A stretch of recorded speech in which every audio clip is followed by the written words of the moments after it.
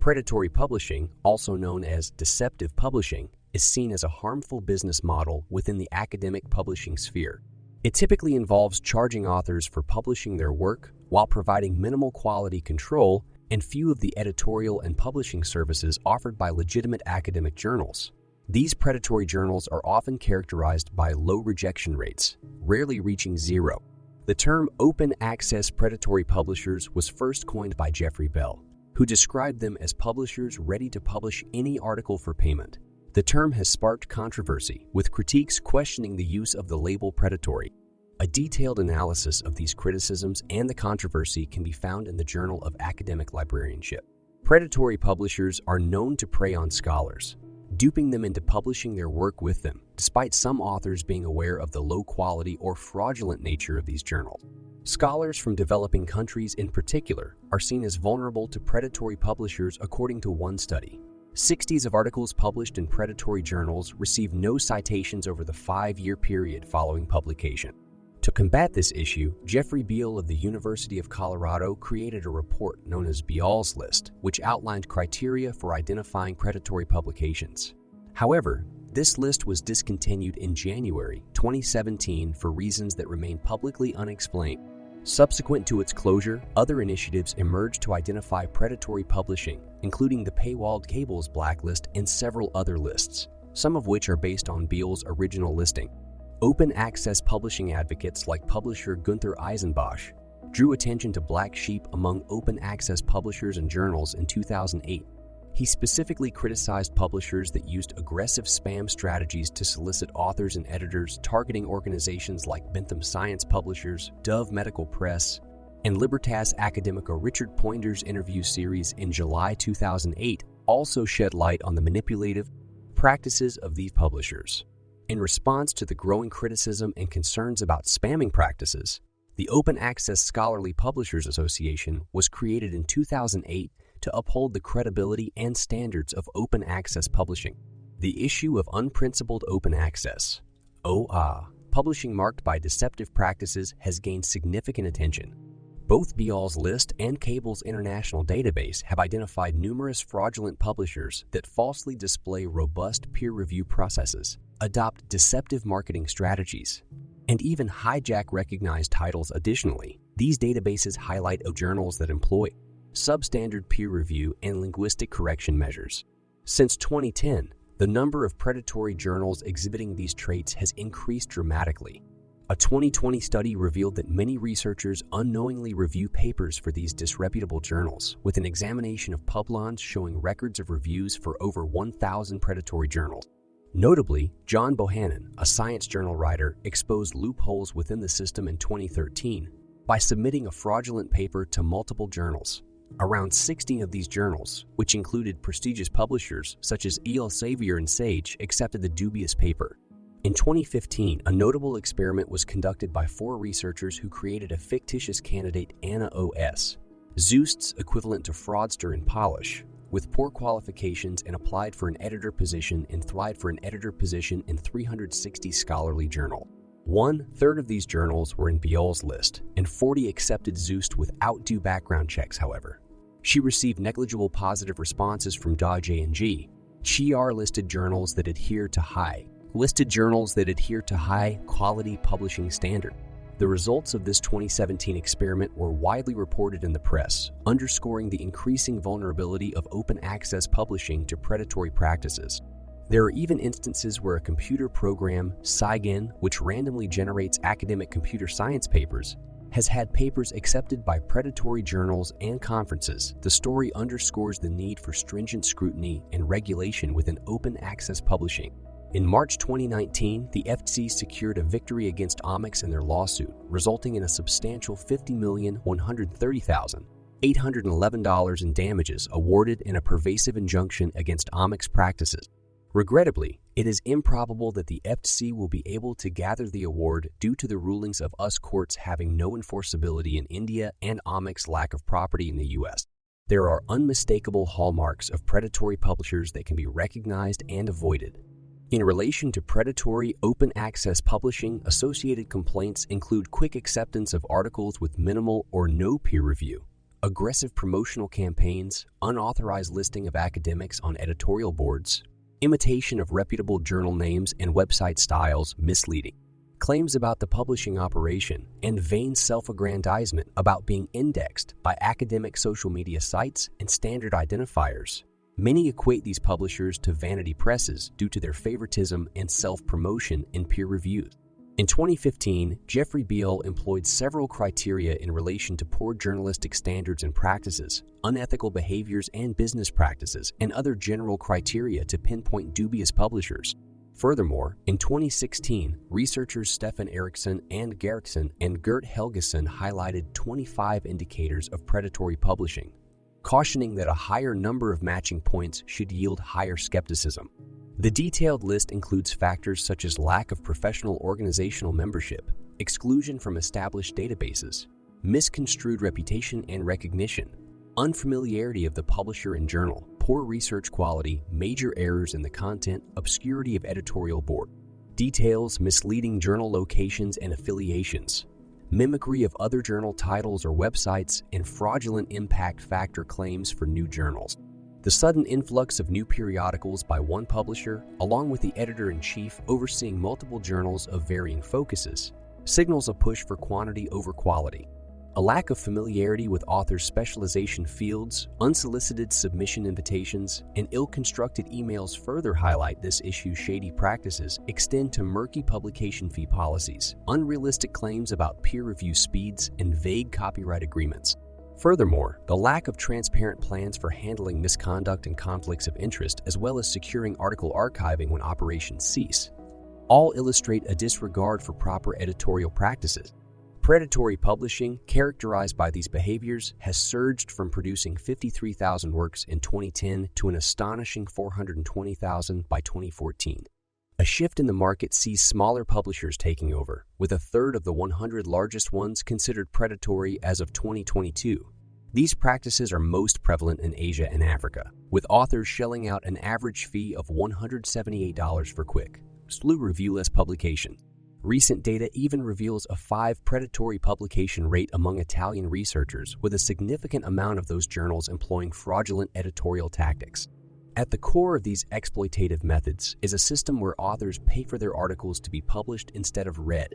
This pay-to-publish model is attractive for publishers looking for dependable revenue streams, and the lack of competition in the open access market only exacerbates this. It leads to an emphasis on the volume of published articles, neglecting the quality. In the end, maintaining academic rigor and resisting the pull of profitability is a balancing act. The selection of articles solely based on peer-reviewed methodological excellence can help mitigate this conflict and ensure quality control. This advocates the importance of sound editorial policies and their strict implementation in combating the surge in predatory publishing. The prevalence of predatory open access (OI) publishers seems to be concentrated in Asia, Africa, Europe, and the Americas, inadvertently capturing authors who lack the requisite research proficiency or are under high publication pressure. Some scholars from non-Western countries, under the impression that some journals from North America and Europe harbor biases against them, opt for these predatory journals. This raises questions about the commercial and geopolitical context of academic knowledge production. For instance, predatory journal publishing in Nigeria stems from a challenging international publishing context and limitations in accessing Western journals. It is not unusual to see scholarly content from the mainstream being preferred in high-impact factor journals, thus emphasizing the distinction between predatory and genuine publishing initiatives, despite their different digital publishing standards. Latin America has managed to maintain a successful open access publishing system for over 2 decades, thanks to organizations like CILO and Redilist. A term dubbed predatory publishing was introduced by Jeffrey Beall, a librarian and researcher at the University of Colorado, Denver, who in 2010 published a list to identify dubious scholarly open access publishers. Beall's efforts were widely applauded by many librarians, researchers, and open access advocates. However, his analyses and list were not without criticism. Some objected to his general labeling of all these journals and publishers as predatory, while others accused him of making broad assumptions without providing supporting evidence, particularly towards open access journals from economically less developed countries. Following the Who's afraid of peer review, investigation? The Directory of Open Access Journals, DOAJ, has tightened its inclusion criteria. The investigation concluded that although BIAL was competent at identifying publishers with poor quality control, questionable publishing probably accounts for less than ones of all author. Pays open access papers, a figure much lower than BIAL's 15 estimate. In 2010, a reassessment led to the removal of certain journals from BIAL's list. In 2013, BIAL landed in legal turbulence following a billion-dollar lawsuit threat by the Omics Publishing Group. They found their inclusion in BIAL's lists baseless, impertinent, and ridiculous, and decried it as an epitome of unprofessionalism and arrogance. In response, Ball described the communication from Omics as threatening and poorly composed. He regarded it as an effort from their side to downplay their editorial malpractices. The Omics Group's lawyers were using Section 6060's India's Information Technology Act, 2000 to commence legal proceedings against BIAL. This law makes it an offense to use a computer to publish offensive, menacing, or false information. With a penalty of up to 3 years of imprisonment, the legality of this threat, however, was questioned by a U.S. lawyer who considered it as a publicity stunt. Section 66A was criticized for its potential misuse in curbing political dissent, bullying, and free speech. It was eventually struck down by the Supreme Court of India in an unrelated case in 2015. August 2016 saw the Omics Group being sued by the Federal Trade Commission for deceptive business practices related to journal publishing and scientific conferences. The initial court ruling in November 2017 favored the commission. BIAL's list played a significant role in shaping South Africa's Department of Higher Education and Training's accredited journals list, thus determining funding levels for their authors. Journals identified as predatory were removed from the list. BIAL's list also incited a review by ProQuest of their featured journals, subsequently leading to removal of some from the International Bibliography of the Social Sciences. However, in 2017, citing employer pressure, BIAL discontinued his blog and removed all its content. His supervisor denied putting any pressure on him to halt his work. In the same year, Ramzi Hakami disclosed his successful attempt to have a poorly composed paper approved by a publisher on the list, referring to a renewed version of BIAL's list. This version contained BIAL's original list editions made by an anonymous postdoctoral researcher in one of the European universities with first-hand experience with predatory journals. In the wake of the BIAL's list closure, several other entities like KCI have taken the initiative to create their own list, essentially following the footprints of BIAL's list while incorporating timely update. An analysis conducted in 2020 encompassing 93 such lists revealed that a mere 3 were founded on evidence. On 18 September 2018, Zbigniew Blaki, the director of the National Science Center, Poland's premier institution for financing basic research, put forth a stringent proposition. He specified that if articles funded by NCHN were found to be published in journals lacking rigorous peer review standards, such articles would face post-publication sanctions, including removal of grant numbers and return of funds to the NCHN. Both the Russian Science Foundation and the Russian Foundation for Basic Research mandate their grant beneficiaries to publish only in the journals listed in the Web of Science or Scopus databases. This policy was designed to shield researchers from predatory publishers, whilst ensuring that the resultant research outputs are discoverable by the masses. The need for enhanced transparency and rigorousness in peer review is being emphasized to combat predatory journals. However, some argue that the issue should not be misconstrued as a debate on the downsides of peer review, terming it as a dialogue on fraud, deception, and irresponsibility in scholarly publishing. In an attempt to distinguish legitimate publishers from their illegitimate counterparts, guidelines focused on transparency and best practice have been established by influential bodies such as the Committee on Publication Ethics, the DOAJ, the Open Access Scholarly Publishers Association, and the World Association of Medical Editors. Various platforms reviewing journal quality, led by experts or crowdsourced, have emerged in response to predatory practices. Steps to raise awareness and educate novice researchers, particularly in developing countries, regarding the nuances of publication literacy are being implemented by different organizations. Moreover, innovative strategies such as a predatory score and the adoption of quality indicators have been proposed to ensure more objectivity. It has also been recommended that researchers seek counsel from established, expert-reviewed journal directories within their respective fields, such as the Directory of Nursing Journals accredited by the International Academy of Nursing Editors and its partners. An article from the New York Times in 2017 paints the picture of an increasingly interconnected relationship between scholars and predatory journals, a relationship more accurately described as a new and ugly symbiosis than exploitation. A 2018 study illuminates this further, revealing that some scholars, particularly from the developing world, have felt more comfortable publishing in such journals due to perceived prejudice against them from well-regarded Western journals. Others lacked awareness about the reputation of their chosen publication outlets, and even upon gaining such knowledge, would have still opted to publish in these journals, provided their institutional recognition, the pervasive publish or perish culture in academia was a consideration for many.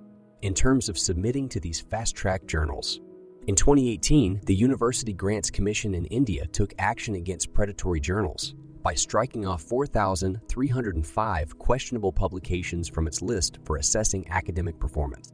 Two researchers, Leonhard Dubusch and Maximilian Heimstadt, went further in 2019, proposing a three-tier classification to differentiate aspirant, junk, and fake open-access journals.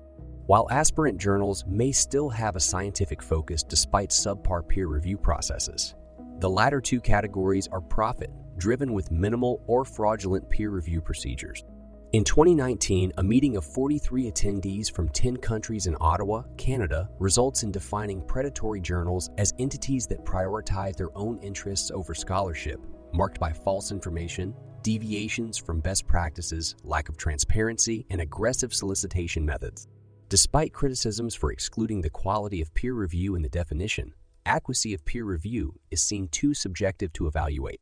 In March 2022, the Inter-Academy Partnership released a report entitled Combating Predatory Academic Journals and Conferences, proposing several recommendations.